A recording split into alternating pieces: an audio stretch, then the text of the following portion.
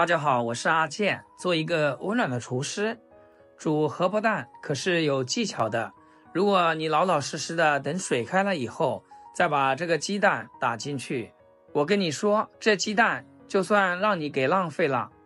因为你这样子煮出来的荷包蛋，它不仅容易散黄，而且满锅飘的都是浮沫，粘粘糊糊的，特别是粘锅以后，你铲都铲不起来。今天我把咱们饭店厨师做荷包蛋的方法分享给你，保证你煮的荷包蛋不起浮沫，更不会散黄，煮出来圆润又漂亮。方法也是非常简单。首先我们准备一口铁锅，往里面倒入多点的清水，盖上锅盖，大火烧开。锅中水沸腾之后，立马关火，把锅里面的水放凉至6成热。现在碗里加入1小勺的清水，然后打入1颗鸡蛋，让鸡蛋在碗里保持完整的状态，像这样就可以先放一边备用。这时候锅里面的水从大泡泡变成密密麻麻的小泡泡，证明这个水温刚刚好。然后咱们贴近水面，往锅中轻轻地滑入鸡蛋，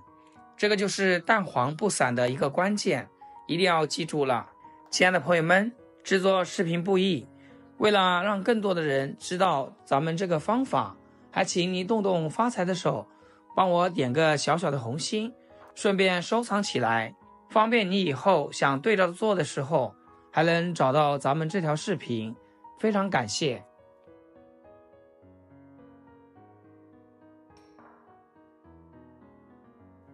然后咱们盖上锅盖，焖个3分钟左右，用这个水的余温把鸡蛋先给它定型。趁这个时候咱们调个料碗，碗中可以加点葱花，再加一丁点食盐，1勺生抽提鲜，滴几滴香油增香，或者添加其他你喜欢的调味品，但是一定要记住倒入滚烫的白开水。等这个鸡蛋定型以后，您就可以小火再煮上2到3分钟的时间，注意全程保持小火加热，千万别让水大滚，这样才能保证荷包蛋的外形完整。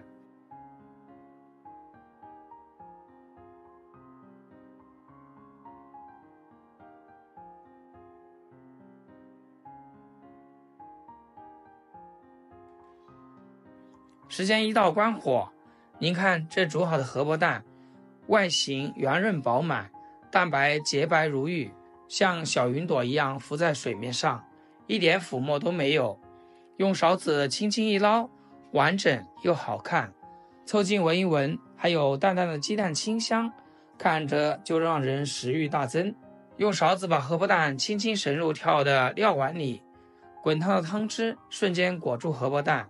葱花的鲜，生抽的咸香和香油的醇美全部渗进蛋白的缝隙里，夹起一个咬上一口，蛋白滑嫩爽口，一点都不柴。如果喜欢吃糖心的，这个火候刚好是流心状态，要是喜欢全熟的，就多煮38秒。学会这个方法以后，再也不用担心煮荷包蛋散黄粘锅了。喜欢的朋友一定要记得点赞收藏起来，下次煮荷包蛋就照着做，保准你一次就成功。好啦，今天视频就分享到这里，咱们下期视频再见。视频最后祝大家天天开心，8颗牙齿晒太阳，